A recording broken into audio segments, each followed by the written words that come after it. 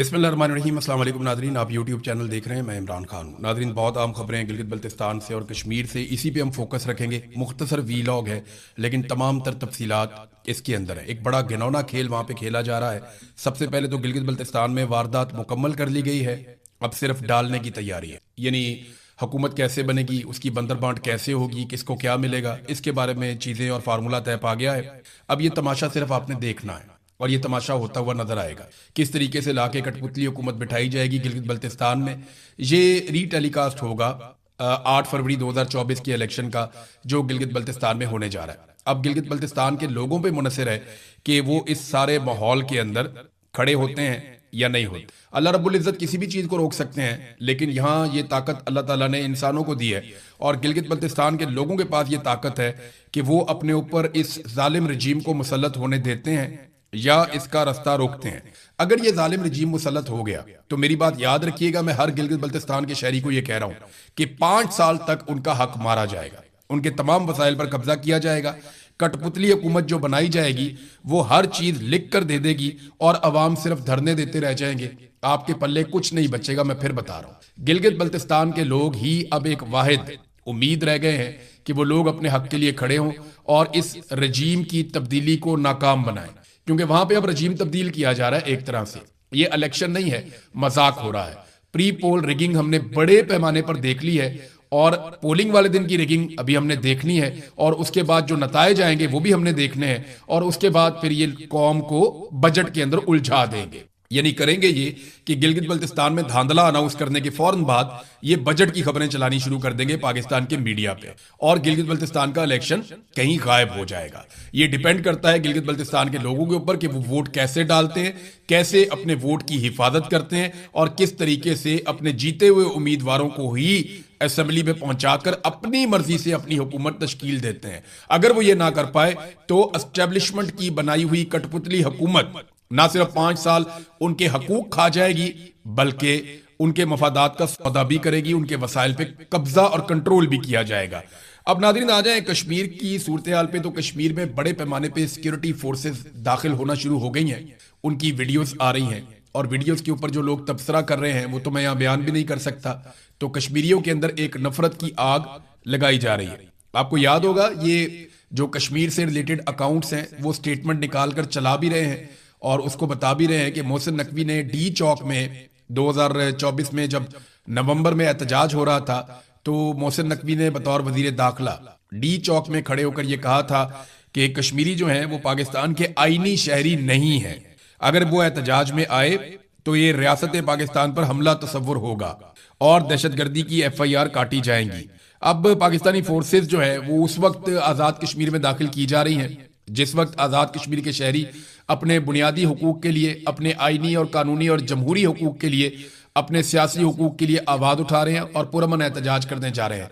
तो बड़े पैमाने पर फोर्सेस को वहां पे दाखिल किया जा रहा है। एक चीज नादरीन आपको याद रखनी पड़ेगी, मैंने आपको पिछले वीलॉग में भी बताया था। मैं ये बताता हूँ कि एहतजाज कामयाब होगा या नाकाम होगा और उसको रोकने के लिए कितनी कोशिशें की जा रही हैं, ये सारी चीजें आपके सामने रखता हूँ। लेकिन मैंने आपको बताया था कि सुप्रीम कोर्ट में ले गए हैं, जो कश्मीर की सुप्रीम कोर्ट है वहां पे इस मामले को ले जाया गया ताकि मामले को दबाया जा सके या डिले में डाला जा सके।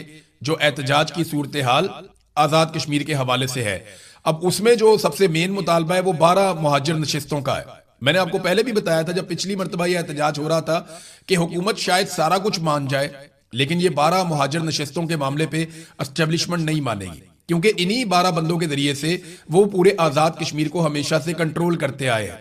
आजाद कश्मीर में कठपुतली हुकूमतें बनाने के लिए जो सबसे बड़ी चाबी एस्टेब्लिशमेंट के हाथ में है वो ये 12 मुहाजिर नशिस्तें हैं। इनके जरिए से वो अपने बंदे लाकर बिठाते हैं और हुकूमत बनाते हैं, हुकूमत गिराते हैं, हुकूमत को कंट्रोल करते हैं, वजारतों को कंट्रोल करते हैं। तो इसमें जो एक मौक़िफ़ है अवामी एक्शन कमेटी का, जरा वो भी आप देख लेंगे वो इसके बारे में क्या कहते हैं कि ये नुमाइंदगी है कश्मीर की या सियासी इंजीनियरिंग है।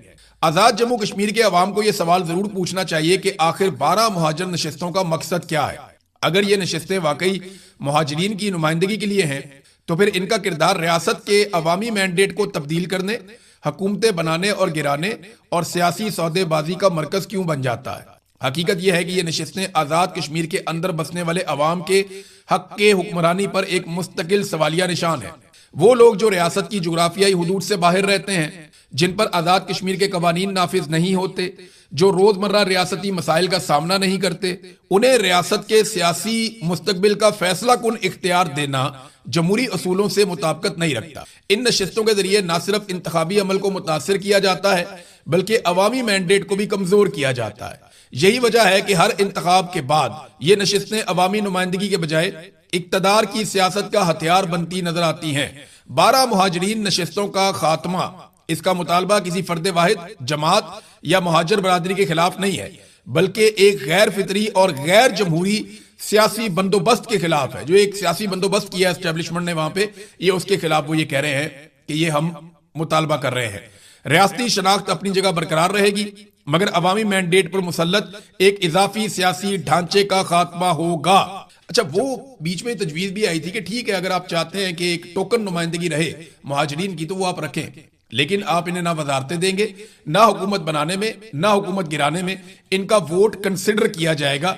ये एक ज्यादती है जो लगातार होती चली जा रही है। अब सुप्रीम कोर्ट में जो 5 सवालात उठाए, वहां पे देखें ना, सुप्रीम कोर्ट के अंदर सवालात गए ना, 5 सवालात हुकूमत की जानिब से सुप्रीम कोर्ट से उठाए गए हैं, जो आजाद कश्मीर की सुप्रीम कोर्ट है, और ये महाजर नशिस्तों के हवाले से हैं। आप सवालात सुनेंगे, आपको आइडिया हो जाएगा कि ये करने क्या जा रहे हैं और इनकी नीयत क्या है। नंबर 1, क्या इन 12 मुहाजिरीन की नशिस्तों को जो एक्ट 74 आर्टिकल 22 का हिस्सा है, क्या उन्हें बगैर आईनी तरमीम के किसी और तरीके से, ऑर्डिनेंस के जरिए या कानून साजी के जरिए या किसी और तरीके से खत्म किया जा सकता है? ये सवाल पूछा गया।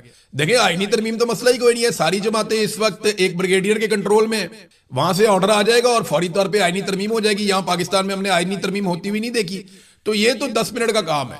अगर नशिस्तें खत्म होनी हो 10 मिनट के अंदर हो जाएंगी, पहला सवाल। दूसरा, मौजूदा असेंबली जो तकरीबन अपनी आईनी मुद्दत पूरी कर चुकी है और एक ऐसे लम्हे जब इंतखाबात होने वाले हैं, क्या वो आइन के अंदर इतनी बड़ी तब्दीली करने के मजाज हैं? ये सवाल पूछा कि आईनी मुद्दत ही पूरी कर दी है हमारी असेंबली में। उन्होंने ये सवाल पूछा सुप्रीम कोर्ट से कि हमारी असेंबली तो तकरीबन पूरी हो गई है, तो क्या हम एक और आईनी तरमीम कर सकते हैं? जनाब, आप अपनी मुद्दत के आखिरी दिन भी, जब तक आपकी हुकूमत बैठी है, जब तक आपकी कैबिनेट बैठी है, आप पूरे मुल्क के फैसले कर रहे हैं, एक आईनी तरमीम आप नहीं कर सकते। तो जब तक आपकी हुकूमत बैठी है, आप आईनी तरमीम आखिरी दिन तक कर सकते हैं, करना चाहें तो।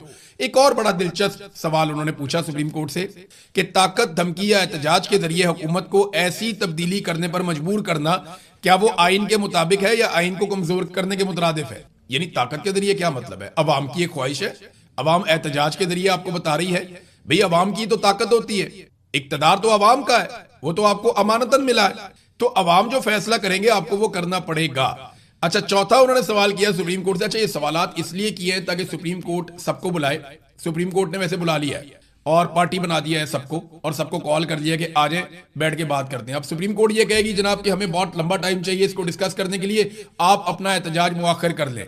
तो क्या अवामी एक्शन कमेटी 9 जून का अपना एहतजाज मुआखर कर सकती है? देखिए, अगर वो ये एहतजाज मुआखर करती है तो इसकी एक मिसाल होती है कि वो धुआं मार जाएंगे, फिर यानी फिर लोग उन पे एतबार नहीं करेंगे, बड़ा काम खराब होना शुरू हो जाएगा। अवामी एक्शन कमेटी में ये सोच है कि अगर वो पीछे हटते हैं अपने मुतालबात से तो अवाम के अंदर एक बेचैनी पैदा होगी और एक मायूसी पैदा होगी, और वो नहीं चाहते कि वो मायूसी पैदा हो। लिहाजा ये भी हो सकता है कि वो कहें हम अपना एहतजाज करते रहेंगे, हम बैठ जाते हैं आगे पुरअमन तरीके से और सुप्रीम कोर्ट ऑफ पाकिस्तान इसके ऊपर सुन ले। और अगर आपने इमरजेंसी में सुना है तो 24 घंटे 48 घंटे लगातार सुनिए, सुनने के बाद फैसला कीजिए इसके ऊपर, फिर हम अपना फैसला करेंगे। अच्छा, एक और जो सवाल पूछा गया सुप्रीम कोर्ट से वो ये कि ऐसा एहतजाज या तहरीक जो आईनी अमल को मुतासर करे या इंतखाबी अमल को मुतासर करे, ऐसे एहतजाज की सेहत के हवाले से वादे किया जाए जिससे जमहूरियत डी रेल हो सकती है। इसके बारे में राय, डी रेल हो सकती है जमहूरियत। ये बात ना बहुत सारे ओवरसीज पाकिस्तानियों को भी कही जा रही है। मेरे से कुछ ओवरसीज पाकिस्तानियों ने राब्ता किया, एक आधे उन्होंने जर्नलिस्ट भी, उन्होंने भी राब्ता किया। उन लोगों ने कहा जी वहां पे कश्मीर में इमरजेंसी लगा दी जाएगी और हम सबको आवाज उठानी चाहिए कि 9 जून का एहतजाज मुआखिर कर दिया जाए, क्योंकि इस बात का बड़ा खतरा है कि जनाब कश्मीर के अंदर इमरजेंसी लगा दी जाएगी। मैंने एक सादा सवाल किया, मैंने कहा आज कश्मीर में किसकी हुकूमत है? तो उन्होंने कहा जी आपको तो पता ही है। मैंने कहा नहीं, मुझे नाम बताएं किसकी हुकूमत। उन्होंने कहा जी मिलिट्री एस्टेब्लिशमेंट की हुकूमत है, फौज की हुकूमत है, वहां पे एक ब्रिगेडियर पूरा निजाम चला रहे हैं। तो मैंने कहा बदनामी किसकी हो रही है? उन्होंने मुझे बताया कि सियासतदानों की हो रही है। तो मैंने कहा फिर जो निजाम चला रहा है उसको इमरजेंसी लगा के खुद सामने आने देना ताकि बदनामी भी उनके गले पड़े। तो मेरी बात में उनको लॉजिक नजर आई। देखें बात सादी सी है, अभी भी कोई जमहूरियत नहीं है वहां पे। मैं पाकिस्तान में जब कोई कहता है ना मार्शल लॉ लगा देंगे आसिम मुनीर साहब, इमरान खान साहब को मैंने ये सवाल भी एक दिन किया था, तो उन्होंने कहा लगा दे मार्शल लॉ, जो पीछे बैठ के गेम डाल रहा है सामने आके कर ले। ये इमरान खान साहब के अल्फाज थे, ये लगा दे मार्शल लॉ, मुझे कोई फर्क नहीं पड़ता। जो पीछे बैठ के गेम डाल रहा है वो सामने आकर गेम डाले ना, ताकि उसकी शक्ल लोग देखें, लोगों को पता चले कि भाई ये आदमी जिम्मेदार है महंगाई के लिए, परेशानी के लिए, गुर्बत के लिए, बेरोजगारी के लिए, हालात की खराबी के लिए, इंसानी हकूक की पामालियों के लिए जो जिम्मेदार है वो खुद सामने आ जाए। सियासतदानों को सामने करके, अब बहुत सारे सियासतदान हैं जिनकी ड्यूटी लगाई गई है कि आप ओवरसीज पाकिस्तानियों को कंट्रोल करें, और लगातार ओवरसीज पाकिस्तानियों से राब्ते किए जा रहे हैं। उन्हें कहा जा रहा है कि आपने बिल्कुल फंडिंग नहीं करनी, बिल्कुल आवाज नहीं उठानी, बल्कि आप पूरी कोशिश करें कि 9 जून का एहतजाज किसी तरीके से मौखर करवाया जा सके। और मौखर करने की वजूहत जो है ना वो 2-3 बताई जा रही है। एक ये कि इमरजेंसी लगा दी जाएगी, दूसरी बताई जा रही है बहुत बड़े पैमाने पर खून खराबा कर दिया जाएगा कश्मीर के अंदर, जितने बड़े पैमाने पर वहां पर सिक्योरिटी फोर्सेज को दाखिल किया गया है, और बहुत सारे इदारों को जो है वो कहा गया कि आपने स्टैंड बाई पे रहना है। तो ये खौफ फैलाया जा रहा है ओवरसीज पाकिस्तानियों में। तो ओवरसीज पाकिस्तानियों से मेरी बात हुई, वो खौफजदा तो नहीं है लेकिन उनके बड़े कंसर्न्स हैं। अब देखते हैं कि जॉइंट अवामी एक्शन कमेटी क्या फैसला करती है। 5वां सवाल उन्होंने पूछा, क्या यह हुकूमत और रियासती इदारों पर जिम्मेदारी आयद होती है कि वो इंतखाबात अमन व अमान और आईनी प्रोसेस को जारी रहने के अमल को यकीनी बनाए, तशरीह फरमाएं। हैरानकुन तौर पर यह सवाल हुकूमत अदालत से पूछ रही है। अब मुझे समझ नहीं आ रही, आइन लिखा हुआ है, हर चीज आइन में पड़ी हुई है, ये जानबूझ के सुप्रीम कोर्ट ऑफ पाकिस्तान के गले में डाल रहे हैं, और ये अवामी जॉइंट एक्शन कमेटी को ये कहेंगे कि जनाब हमने क्योंकि इसको डाल दिया सुप्रीम कोर्ट ऑफ पाकिस्तान के कोर्ट में, तो आप भी वहां पे आ गए, हम भी वहां पे आ गए, सुप्रीम कोर्ट के ऑर्डर को आप भी मान लें, हम भी मान लेते हैं, तो फेस सेविंग मिल जाएगी सबको। अब देखते हैं कि इसके ऊपर ये जॉइंट अवामी एक्शन कमेटी का रद्देमल क्या आता है। अब कश्मीर में एहतजाज को क्या जबरदस्ती ताकत से रोका जा सकता है? तो मेरा जवाब है कि अगर कश्मीरी निकल आए तो नहीं रोका जा सकता। देखिए अगर पूरा कश्मीर निकल आता है ना, 45 लाख की आबादी है कश्मीर की, और अगर कश्मीरी लाखों की तादाद में निकल आते हैं ना, तो फिर एक भी गोली नहीं चलेगी, फिर एक भी डंडा नहीं चलेगा, फिर कश्मीरियों की बात मानी जाएगी, वो बात तस्लीम की जाएगी। लेकिन अगर कश्मीरी थोड़े थोड़े निकलते हैं तो फिर आंसू गैस की शैलिंग भी होगी, मार कुटाई भी होगी, डंडा सोटा भी होगा, गोली भी चल सकती है, बंदे शहीद भी हो सकते हैं। अब ये कश्मीरियों पे मुनसर है कि वो अपने हुकूक हासिल करने के लिए बगैर तशद्दुद वाला रास्ता इख्तियार करते हैं या तशद्दुद वाला। अगर वो सारे निकल आते हैं और बड़ी तादाद में निकल आते हैं तो फिर तो कोई तशद्दुद की गुंजाइश ही नहीं है, फिर तो मुतालबात तस्लीम किए जाएंगे। लेकिन अगर वो थोड़ी थोड़ी तादाद में निकलते हैं, जैसे पाकिस्तान में लोग ये गलती करते रहे हैं, कभी 50,000, कभी 25,000, कभी 1 लाख, जब वो थोड़ी थोड़ी तादाद में निकलते हैं तो फिर उन्हें मिलिट्री एस्टेब्लिशमेंट ताकत के जरिए से कुचल देती है। तो आबादी है जनाब 45 लाख, क्या वहां पे इमरजेंसी लगाई जा सकती है? तो मेरा नहीं ख्याल कि वो अपना केस खराब करेंगे इंटरनेशनली। वैसे पाकिस्तान की एस्टेब्लिशमेंट का पता भी कोई नहीं है, ये कुछ भी कर सकते हैं, और डोनाल्ड ट्रंप की आशीर्वाद है जब तक आसिम मुनीर साहब के साथ, तो तब तक कुछ भी हो सकता है। बहरहाल पता कोई नहीं कि ये इमरजेंसी लगा दें, लेकिन अगर लगा भी देंगे तो क्या होगा? अभी भी तो इमरजेंसी लगी हुई है, सारी चीजें कौन कंट्रोल कर रहा है? मिलिट्री एस्टेब्लिशमेंट कंट्रोल कर रही है, तो बाद में भी वही कंट्रोल कर रहे होंगे, तो इतना कोई फर्क नहीं पड़ेगा। हाँ सिर्फ ये फर्क पड़ेगा सियासतदानों के मुंह पे जो कालक मली जा रही है, वो कालक फिर उनके मुंह पर नहीं मली जाएगी। अच्छा, कश्मीर का अगर आप रकबा देखें ना, या हदूद अरबा देखें, या उसकी टेरेन आप थोड़ा सा गौर करें, तो वहां पे मुमकिन नहीं है कि सारे इलाकों को आप कंट्रोल कर सकें। आप मुजफ्फराबाद को खुला रख सकते हैं, 10-20 हजार बंदा भिजवा के मुसल्ला, कुछ और इलाकों को आप कंट्रोल कर सकते हैं, लेकिन पूरे कश्मीर को आप कभी भी कंट्रोल नहीं कर सकते। और ये तहरीक की खूबी है कि ये पूरे कश्मीर में, ये हर गांव में, हर जिले में, हर इलाके में, हर जगह पे, हर टाउन के अंदर ये तहरीक फैली हुई है, नौजवानों के दिल की आवाज बनी हुई है। तो ये बहुत मुश्किल हो जाएगा, और बहुत बड़े बड़े ट्रांसपोर्टर्स इस तहरीक के अंदर शामिल हैं। पूरे कश्मीर में पहिया जाम हड़ताल भी हो जाएगी, हालात बहुत खराब हो सकते हैं। अच्छा, इसमें कुछ जो है वो SOPs भी जारी किए गए हैं अवामी एक्शन कमेटी की जानिब से।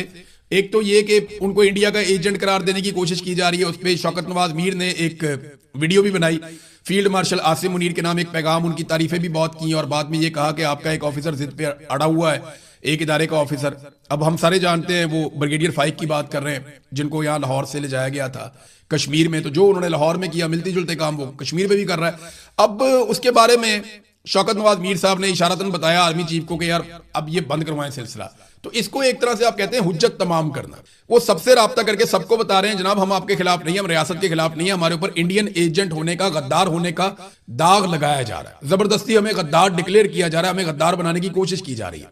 तो आसिम मुनीर के नाम एक पैगाम भी जारी किया शौकत नवाज मीर ने। बाकी लोगों के बारे में भी करेंगे, मुझे इत्तला मिली है कि शायद यूनाइटेड नेशन के बारे में भी एक पैगाम कश्मीरी क़यादत जारी कर सकती है। अब नाजरीन, अवामी एक्शन कमेटी ने जो अहकामात दिए हैं जरा मैं आपके सामने रख दूं एहतजाज के हवाले से। 9 जून लॉन्ग मार्च की तैयारी के लिए जरूरी सामान कौन कौन सा लेकर आना है वो बता रहे हैं। मोबाइल फोन और उसका चार्जर, रुमाल, मिसवाक, फर्स्ट एड बैंड यानी जो पट्टी वगैरह करनी हो चोट लग जाए, जरूरी अद्वियात, छतरी, गाड़ी के लिए मुनासिब पेट्रोल ईंधन, गर्म जराबें, शॉल या गर्म चादर, तड़पाल, रस्सी, जैकेट या गर्म कपड़े, मफलर, पावर बैंक, पीने का पानी, हल्की फुल्की खुराक। और खुसूसी हिदायत यह की गई है मौसम के हवाले से और अपने साथियों का भी आप ख्याल रखें और जरूरियात के मुताबिक अपना सामान अपने साथ रखें, मुनज्जम रहें और कामयाब लॉन्ग मार्च के लिए जबरदस्त तैयारी जरूरी है। दूसरा, आजाद कश्मीर ज्वाइंट अवामी एक्शन कमेटी ने एहतजाज के लिए एसओपीज भी जारी कर दी है। एसओपीज क्या है? कमेटी के मुताबिक किसी भी शख्स को चेहरा ढांपने की, नकाब पहनने की या मास्क इस्तेमाल करने की इजाजत नहीं होगी। इस तरह कोई भी फर्द अपने साथ किसी किस्म का असलहा नहीं ला सकेगा। एलामिया में कहा गया कि किसी इदारे, सियासी जमात, शख्सियत या रियासत के खिलाफ नफरत अंगेज गुफ्तगू की इजाजत नहीं होगी। एहतजाज में शामिल अवामी एक्शन कमेटी की मुख्तलिफ टीमें तमाम गाड़ियों का बाकायदा रिकॉर्ड मुरतब करेंगी, जबकि जारी करदा ज़ाब्ता इखलाक की खिलाफ वर्जी करने वाले अफराद को फौरी तौर पर एहतजाज से निकाल दिया जाएगा। हर शख्स अपने साथ अपना शनाख्ती कार्ड रखेगा। अब फॉल्स फ्लैग ऑपरेशन से बचने के लिए भी पूरी कोशिश की जा रही है। नाज़रीन, वैसे मैं आपको एक बात बताऊं, जिस सुप्रीम कोर्ट में यह मुकदमा ले जाया गया आजाद कश्मीर की हुकूमत और एस्टेब्लिशमेंट की जानिब से मिल मिला करके कि जनाब ये मुहाजिरों की नशिस्तों का क्या करना है, यही तो असल मसला है, यही तो रोला है। तो ये